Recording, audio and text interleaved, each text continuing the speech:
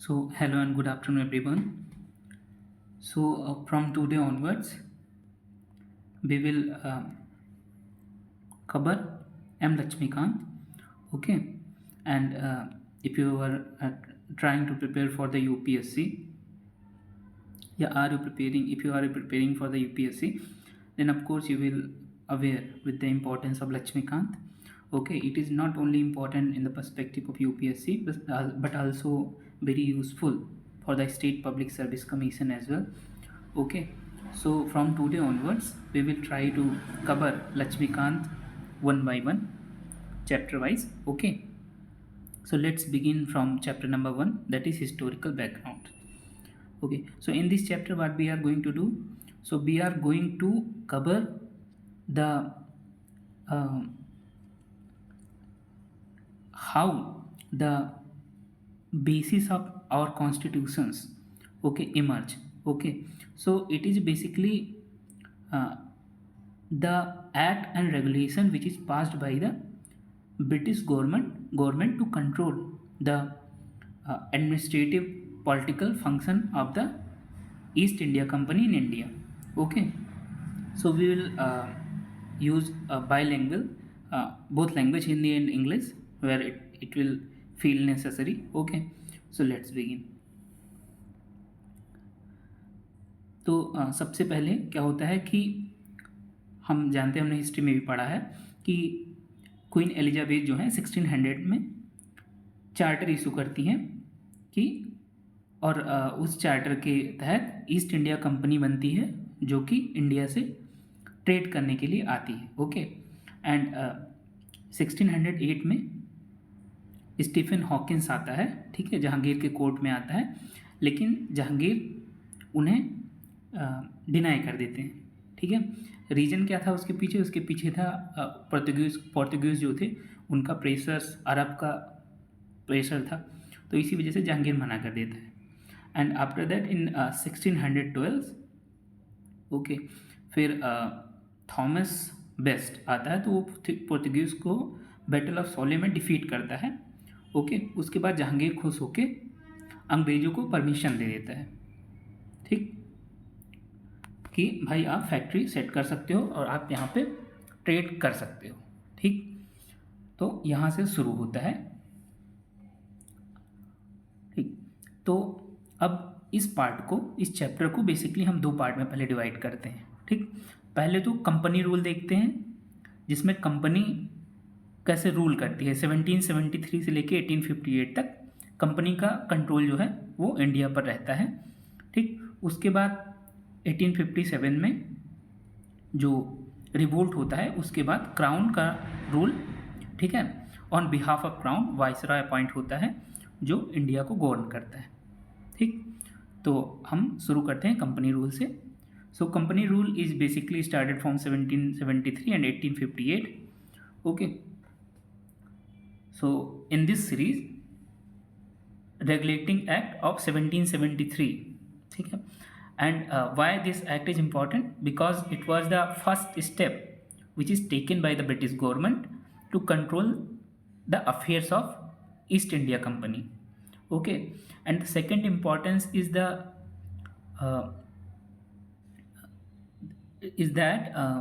it is the first time that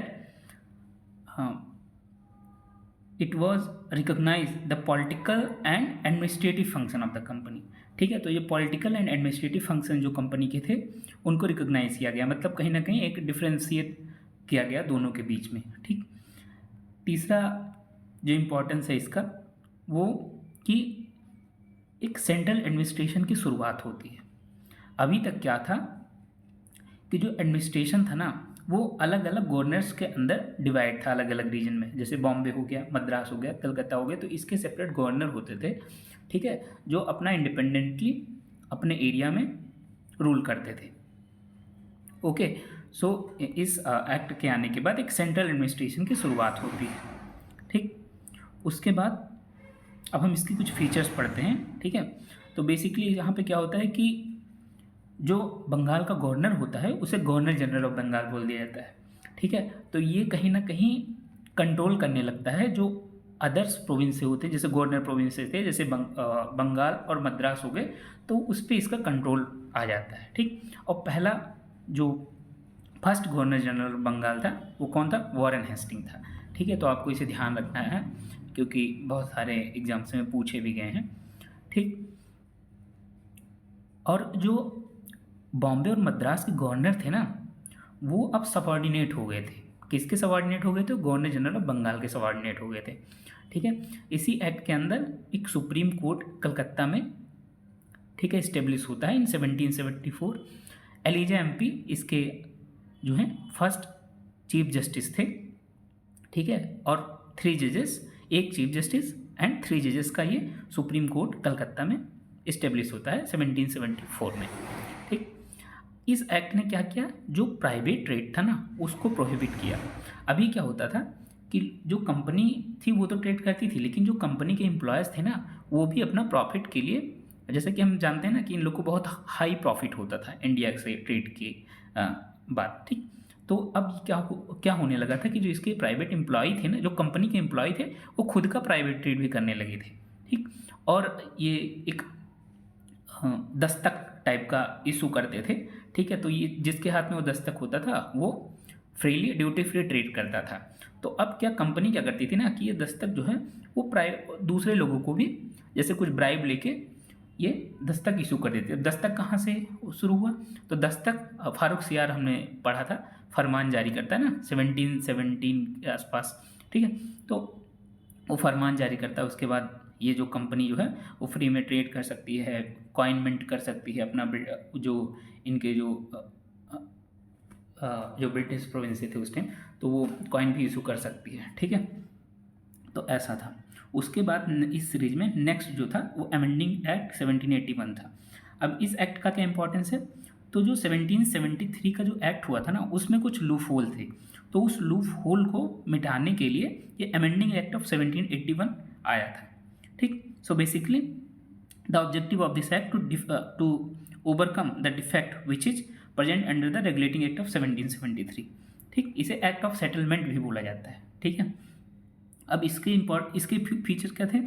सो अभी तक क्या था कि ना जो सुप्रीम कोर्ट जो इस्टेब्लिश हुआ था ना और जो गवर्नर जनरल उसकी काउंसिल थी, तो इन दोनों के जो फंक्शन थे ना वो ओवरलैप करते थे। ठीक, तो ये सुप्रीम कोर्ट कहीं ना कहीं इस पर कंट्रोल करने की कोशिश करती थी। ठीक है, तो फ्रीली जो इंडिपेंडेंटली जो गवर्नर जनरल थे और उसकी काउंसिल जो फंक्शन नहीं कर पा रहे थे। ठीक है ना, उसके मेंबर थे इस ईस्ट इंडिया कंपनी के, वो भी फंक्शन नहीं इंडिपेंडेंटली कर पा रहे थे। तो अब इसने क्या किया? इसका फर्स्ट प्रोविज़न यही था कि इसने गवर्नर जनरल और उसकी काउंसिल जो है उसको सुप्रीम कोर्ट के जुडिक्शन से हटा दिया। ठीक है, सिमिलर वे में जो सर्वेंट थे ना कंपनी के, तो उनको भी अगर वो अपने अपनी ऑफिशियल कंपनी के अंदर अपनी ऑफिशियल फंक्शन परफॉर्म करते ना, तो उनके अंदर उन्हें एग्जेम्प्ट किया जाता था। ये जो सुप्रीम कोर्ट था उसके जजमेंट से जो है इसको अलग रखा जाता था। ठीक है, दूसरा जो फंक्शन था वो ये था कि जो रेवेन्यू मैटर्स थे ना उसे इसने एक्सक्लूड कर दिया। तो सुप्रीम कोर्ट के जुडिक्शन से रेवेन्यू मैटर को एक्सक्लूड कर दिया।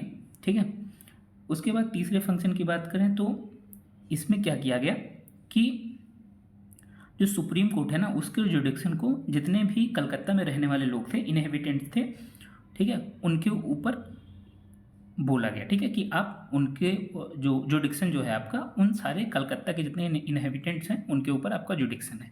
ठीक, और इसने जो है कोर्ट को ये भी कहा कि आप जो है हिंदू और मुस्लिम को उनके पर्सनल लॉ के हिसाब से, ठीक है, जुडिक्शन दे सकते हैं, उनको डिफेंडेंट मतलब उनको उनके पर्सनल लॉ के हिसाब से डिफेंडेंट्स दे सकते हैं। ठीक है, इसका मतलब था ये कि हिंदू जो थे वो अपने हिंदू लॉ के हिसाब से मतलब इनका जो कुछ भी इन्हें जुडिक्शन इनको दिया जाएगा, किसी के केस में अगर उनका ट्रायल होता है तो हिंदू को उनके हिंदू लॉ के हिसाब से, मुस्लिम को उनके मुस्लिम लॉ या मोहम्मदन लॉ के हिसाब से इनका ट्रायल होगा। ठीक है, और जो चौथी चीज़ इसमें था कि अब देखो जैसे अभी क्या होता है कि हमारे हाई कोर्ट है, सुप्रीम कोर्ट है, तो हाई कोर्ट से अपील सुप्रीम कोर्ट में जाती है, लेकिन उस टाइम क्या थे कि प्रोविंशियल कोर्ट थे और सुप्रीम कोर्ट थे, लेकिन जो प्रोविंशियल कोर्ट से जो अपील थे ना वो सुप्रीम कोर्ट में नहीं जाते थे, वो अपील जो है वो गवर्नर जनरल और उसकी काउंसिल में जाते थे। ठीक है, तो प्रोविंशियल काउंसिल से अपील जो है वो गवर्नर जनरल की काउंसिल में जाती थी। गवर्नर जनरल की जो काउंसिल थी ना वो रेगुलेशन बना सकती थी, रेगुलेशन फ्रेम कर सकती थी प्रोविंशियल कोर्ट्स और उसकी काउंसिल को लेके। ठीक, अब इसी सीरीज में आता है जो हमारा पिट्स इंडिया एक्ट ऑफ 1784। ठीक है, इसमें इसके भी कई इंपॉर्टेंट फंक्शन है। ठीक है, तो हम उसको पढ़ते हैं वन बाय वन। तो पहला इंपॉर्टेंट फंक्शन की अगर इसकी बात करें तो इसने फर्स्ट टाइम जो है कंपनी के जो कमर्शियल फंक्शन और पॉलिटिकल फंक्शन थे, पॉलिटिकल फंक्शन में कैसे जैसे एडमिनिस्ट्रेशन वगैरह हो गया, कमर्शियल फंक्शन जैसे ट्रेड हो गया, तो इसने डिस्टिंग्विश किया commercial function and political function के बीच में। ठीक, इसने एक न्यू बॉडी बनाई जो पॉलिटिकल अफेयर्स से डील करेगी। ठीक है, एडमिनिस्ट्रेशन वगैरह से डील करने के लिए इसने एक न्यू बॉडी बनाई जिसे बोर्ड ऑफ कंट्रोल कहा जाता था। अब देखिए कोर्ट ऑफ डायरेक्टरेट होते थे वो इस एक्ट से नहीं बने हैं। ठीक है, किसी भी एक्ट से नहीं बने, वो शुरुआत से क्या होता था कि जो कोर्ट ऑफ डायरेक्टरेट्स होते थे तो उन्हें, जैसे कंपनी थी ईस्ट इंडिया कंपनी, तो ईस्ट इंडिया कंपनी के कई शेयर होल्डर्स थे, तो वो shareholders time to time court of directorates को चुनते थे। ठीक, तो अब इस एक्ट से क्या हुआ कि बोर्ड ऑफ कंट्रोल जो है बॉडी बनाई गई जो पॉलिटिकल अफेयर्स को कंट्रोल करेगी। ठीक है, ये बोर्ड ऑफ कंट्रोल सुपरवाइज करेगी और डायरेक्ट करेगी। ठीक है, सिविल एंड मिलिट्री गवर्नमेंट और रेवेन्यू को जो लेके जितने भी थे ना ब्रिटिश पोजीशंस जो इंडिया में था ना, ठीक, तो मतलब फर्स्ट टाइम इसने ब्रिटिश पोजीशन भी बोला था।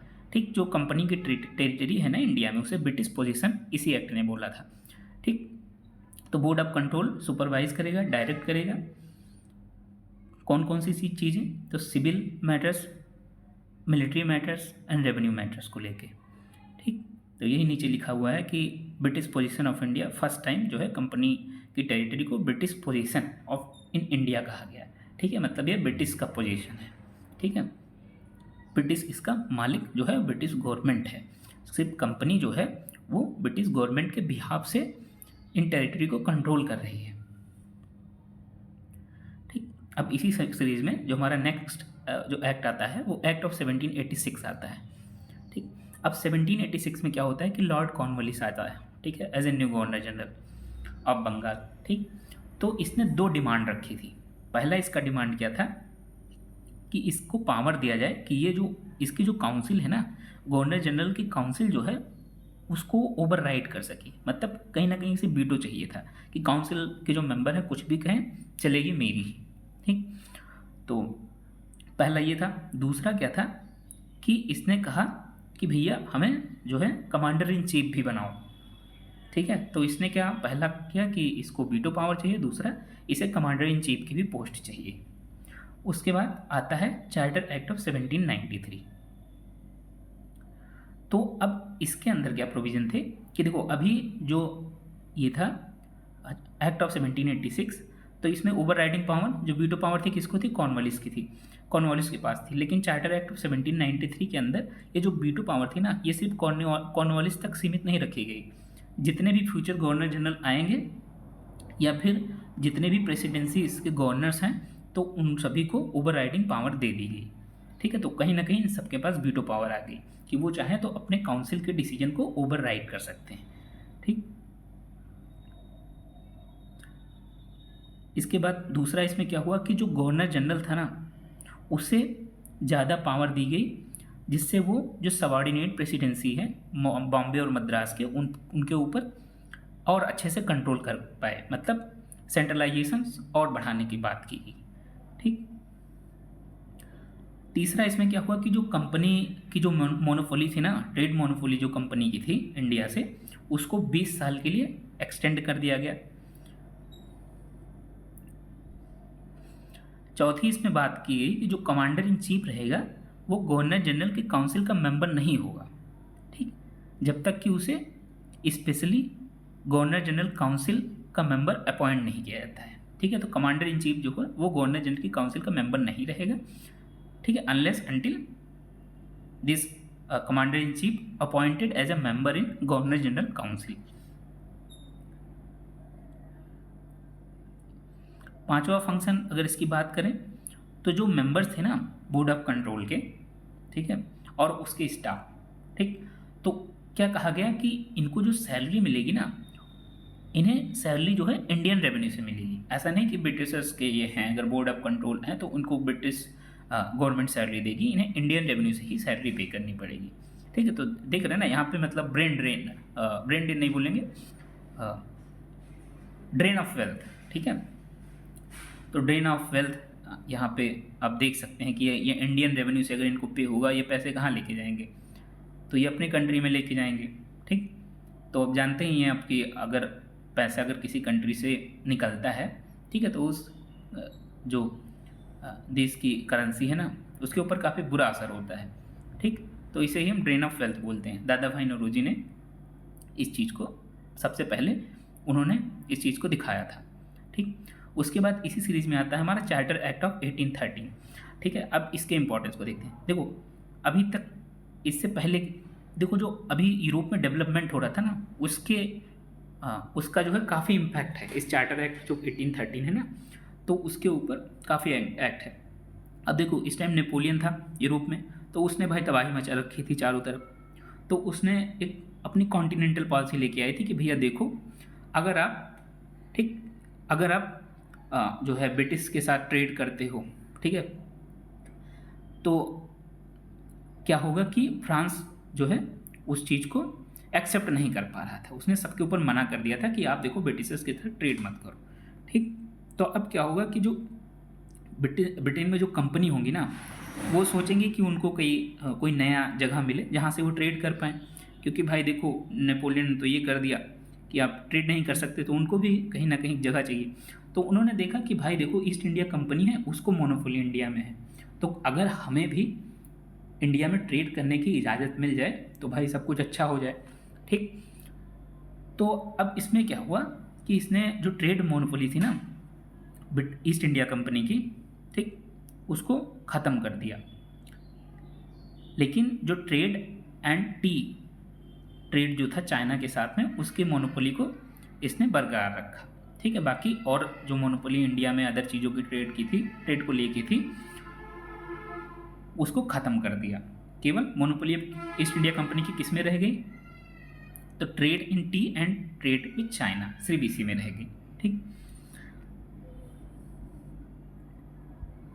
दूसरा इसमें क्या हुआ कि जो ब्रिटिश क्राउन है ना, उसकी सॉवरेनिटी को असेट किया गया इंडिया, जो कंपनी की टेरिटरी है इंडिया में, ठीक है, तो उसे कहीं ना कहीं ब्रिटिश का बताया गया। ठीक है, ब्रिटिश को एक सोवरेन बताया गया कि जितनी इंडिया की जो कंपनी की टेरिटरी है इंडिया में, उसका मालिक कौन है, तो भाई ब्रिटिश है, ब्रिटिश गवर्नमेंट है। उसके बाद क्रिश्चियन मिशनरीज भी अलाउड हुए, ठीक है, ताकि वो अपने रिलीजन क्रिश्चियन को यहाँ पे प्रोपेगेट कर सकें। बेसिकली इनका क्या मानना था कि हम इंडिया को इनलाइटन करेंगे। ठीक है, ये खुद को बहुत सुपीरियर मानते थे। ठीक, उसके बाद अगला फंक्शन बात करें तो इसमें इन्होंने पहली बार ना वेस्टर्न एजुकेशंस को, जो इंडिया में रह रहे लोग हैं उनको वेस्टर्न एजुकेशन प्रोवाइड करने की बात की। अब देखो फ़ायदा क्या होगा, अगर वेस्टर्न एजुकेशन प्रोवाइड करेंगे तो कहीं ना कहीं जो यहाँ के इनहेबिटेंट है ना, वो कोई स्किल सीखेंगे, उनको ज़्यादा समझ होगी, तो वो कहीं ना कहीं कंट्रीब्यूट कर पाएंगे ब्रिटिशर्स के ट्रेड में, ब्रिटिशर्स के डेवलपमेंट में। ठीक है, जो यहाँ पे कंपनी की टेरिटरी है, इनको कहीं ना कहीं इंडियन अंग्रेज चाहिए थे। ठीक है, तो ये बात थी। उसके बाद लोकल गवर्नमेंट की बात आती है इसी में, कि लोकल गवर्नमेंट को अलाउ किया गया कि वो टैक्सेस इम्पोज कर सकते हैं। ठीक है, अगर कोई टैक्सेस पे नहीं करता तो पनिश भी कर सकते हैं। ठीक, अब इसी सीरीज में हमारा जो अगला एक्ट आता है वो चार्टर एक्ट ऑफ 1833 आता है।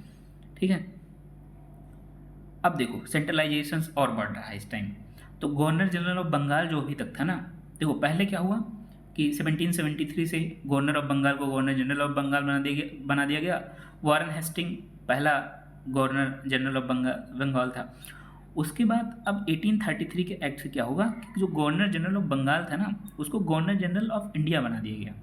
ठीक है। और उसी के अंदर सारी जो सिविल और मिलिट्री पावर थी उसी के अंदर बस उसी को सारी पावर दे दी गई, ठीक है, मतलब सेंट्रलाइजेशन और हो गया। विलियम बेंटिक जो था वो पहला गवर्नर जनरल ऑफ इंडिया था, ठीक। तो आपको ये चीज़ें ध्यान रखनी है कि पहला गवर्नर जनरल बंगाल कौन था, वॉरेन हेस्टिंग था। पहला गवर्नर जनरल ऑफ इंडिया कौन था, तो लॉर्ड विलियम बेंटिक था, ठीक। इसका अब दूसरा जो इम्पोर्टेंट फीचर की बात करें तो इसमें क्या हुआ कि जो गवर्नर और जो बॉम्बे और मद्रास के गवर्नर थे ना, उनको उनकी जो लेजिस्लेटिव पावर थी, अभी तक क्या था कि ये अपने प्रेसिडेंसी में लेजिस्लेटिव पावर था इनके पास कि ये कुछ ला चाहे तो बना सकते हैं, लेकिन इस एक्ट के तहत सारी जो पावरें थी, लेजिस्लेटिव पावर थी जो ना बॉम्बे और मद्रास प्रेसिडेंसी के पास, उसको भी ले ली गई, ठीक।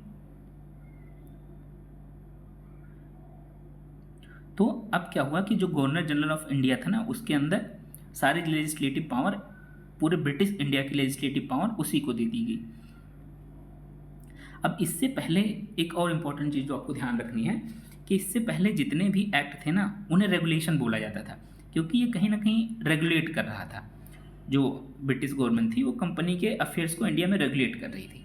लेकिन इसके बाद ना जो भी लॉ बनेंगे उन्हें एक्ट बोला जाएगा, मतलब एक्ट इन अ सेंस कि ऐसा लगे कि भाई ये सीधे ब्रिटिश पार्लियामेंट से एक्ट बन रहे हैं, ठीक है, ऐसा नहीं कि एक रेगुलेशन है, ये एक्ट, मतलब कहीं ना कहीं पावर इसकी बढ़ा दी गई, ठीक। अब देखेंगे आपके, अब देख ही सकते हैं कि जब गवर्नर जनरल ऑफ बंगाल को गवर्नर जनरल ऑफ इंडिया बना दिया गया तो मतलब कहीं ना कहीं डायरेक्ट रिप्रेजेंटेशन के तौर पे दिखाया गया, यहाँ पे काफ़ी सेंट्रलाइजेशन हो गया था इस टाइम तक, ठीक। तो अब एक्ट बोलेंगे, ठीक है, अब रेगुलेशन नहीं एक्ट बोलेंगे, आप देखेंगे मेरे, ठीक है, आगे देखेंगे कि जो भी आएंगे वो रेगुलेशन नहीं एक्ट रहेंगे, ठीक। अब जो तीसरा इसका फीचर था कि जो ईस्ट इंडिया कंपनी की जो एक्टिविटीज़ थी ना, जैसे अभी ईस्ट इंडिया कंपनी की एक्टिविटी क्या थी, कमर्शियल फंक्शन थे, पॉलिटिकल फंक्शन थे।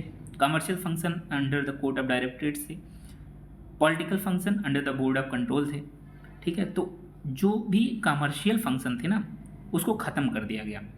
अब कंपनी को क्या बोला गया कि भाई देखो आप सोली जो है आपका काम क्या है, administrative, as a administrative body, ठीक है, केवल पॉलिटिकल फंक्शन आपके हैं, ठीक है, आप एडमिनिस्ट्रेटिव मैटर को देखो, ठीक है, आपकी जो कमर्शियल पावर है ना उसको हम ख़त्म करते हैं। इसी एक्ट में ये भी बोला गया कि जो कंपनी की टेरिटरी है ना इंडिया में, उसे जो हिज मैजेस्टी, मतलब जो क्वीन है ना ब्रिटेन की, उनके ट्रस्ट पे कंपनी जो है वो इंडिया की टेरिटरी का एडमिनिस्ट्रेशन कर रही है, ठीक है। और मतलब कहीं ना कहीं कि जो डायरेक्ट मालिक है ना, जो ब्रिटिश पोजीशंस इंडिया में है, जो कंपनी की टेरिटरी है वो कंपनी की टेरिटरी नहीं है, वो ब्रिटिश गवर्नमेंट की टेरिटरी है, वो हिज मैजेस्टी की टेरिटरी है, ठीक है। अगला फीचर, अगर चार्टर एक्ट ऑफ 1833 की बात करें तो इसने ना ओपन कंपटीशन सिस्टम की बात की, ठीक। ओपन जो सिविल सर्वेंट थे ना तो उनमें ओपन कंपटीशन की बात की कि भाई अब ओपन कंपटीशन होगा और सिविल सर्वेंट इंडियंस भी बन पाएंगे, ठीक। लेकिन एक्चुअली में ये इस टाइम इन्फोर्स नहीं हो पाया, क्योंकि कोर्ट ऑफ डायरेक्टर्स, देखो कोर्ट ऑफ डायरेक्टर्स क्या करते थे, वो अपने जान पहचान के लोगों को ही यहाँ पे जो है वो सिविल सर्वेंट बनाते थे, क्योंकि और उस टाइम ना सिविल सर्वेंट जो होते थे उनकी in the world one of the highest paying job थी, ठीक है। तो ये लोग फेवर करते थे जिनको वही बनते थे, तो इन लोग को प्रॉब्लम हो गई कि अब इंडियन भी आ जाएंगे, ऐसे तो हमारा मुनाफा ख़त्म हो जाएगा। तो इसी वजह से कोर्ट ऑफ डायरेक्टर्स ने अपोज किया, ठीक है। तो ये प्रोविज़न जो है वो लागू नहीं हो पाया। इसी सीरीज़ में जो अगला एक्ट आता है ना वो चार्टर एक्ट ऑफ 1853 था, ठीक। ये लास्ट एक्ट होता है चार्टर एक्ट की सीरीज में। इस एक्ट ने क्या किया कि जो लेजिस्लेटिव एंड एग्जीक्यूटिव फंक्शन थे गवर्नर जनरल्स की काउंसिल के, उसको सेपरेट किया, ठीक। अब जैसे लेजिस्लेटिव फंक्शन क्या कि जो लॉ बनाएंगे, एग्जीक्यूटिव फंक्शन क्या कि जो उन लॉ को इम्प्लीमेंट करेंगे। तो इस एक्ट ने पहली बार जो लेजिस्लेटिव एग्जीक्यूटिव फंक्शन थे उनको सेपरेट कर दिया, ठीक। 6 न्यू मेंबर जो लेजिस्लेटिव काउंसिल थी ना उसमें 6 न्यू मेंबर्स ऐड हुए, तो अगर इसको सिंपल सी भाषा में बोलें तो इसने एक सेपरेट गवर्नर जनरल की लेजिस्लेटिव काउंसिल क्रिएट की, ठीक है, जिसे इंडियन सेंट्रल लेजिस्लेटिव काउंसिल बोला गया। और जो लेजिस्लेटिव जो ये काउंसिल की गई बनाई गई ना कहीं एक मिनी पार्लियामेंट की तरह काम करती थी। अब मिनी पार्लियामेंट में कैसे कि जो ब्रिटिश की जो पार्लियामेंट थी ना, वहाँ पे जो फंक्शन मतलब जो वर्क करने के लिए जो पार्लियामेंट्री सिस्टम थी, तो कहीं ना कहीं एक इमेज वैसे ही यहाँ पे शो करने की कोशिश की गई। एक मिनी पार्लियामेंट के तौर पे इसको फंक्शन करने को बोला गया, क्योंकि जो rule and procedures British parliament में अडॉप्ट होते थे उसके फंक्शन के दौरान वो इस जो लेजिस्लेटिव काउंसिल हुई, ठीक है, गवर्नर्स की, वो गवर्नर जनरल ऑफ इंडिया की मतलब इंडियन लेजिस्लेटिव काउंसिल थी, उसमें भी same to same procedure adopt करने की वजह से इसे मिनी पार्लियामेंट बोला गया। ठीक,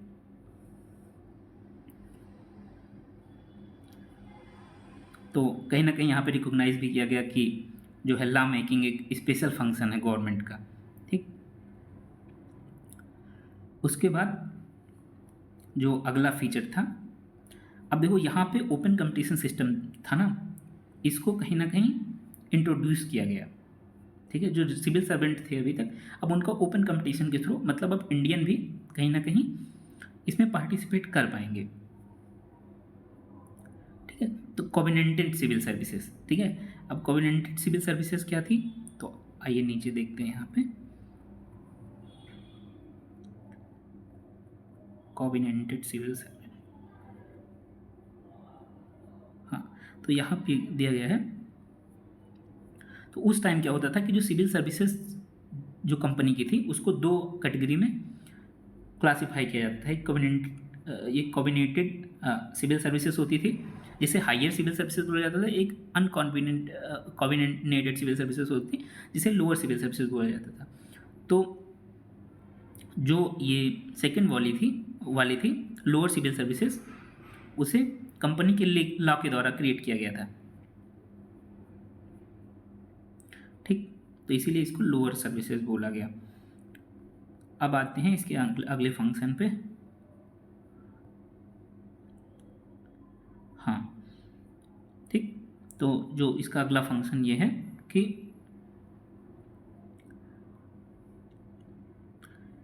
इसके बाद लोकल रिप्रेजेंटेशन को भी इंडिया की जो सेंट्रल लेजिस्लेटिव काउंसिल थी, मतलब गवर्नर की जो लेजिस्लेटिव काउंसिल थी, इसी गवर्नर के लेजिस्लेटिव काउंसिल को सेंट्रल लेजिस्लेटिव काउंसिल या फिर इंडियन लेजिस्लेटिव काउंसिल भी बोला जाने लगा। ठीक, तो इसमें 6 नए मेंबर्स ऐड हुए, जिनमें क्या था कि जो 4 मेंबर थे वो जो प्रोविंशियल गवर्नमेंट थी ना, जैसे मद्रास, बॉम्बे, बंगाल एंड आगरा की जो मतलब इनकी जो प्रोविंशियल गवर्नर्स थे ना, तो वहाँ से भी कुछ मेंबर्स को चूज़ करके 4 इंडियन मेंबर्स को इस इंडियन लेजिस्लेटिव काउंसिल में शामिल किया गया। ठीक, तो ये थे इसके फीचर।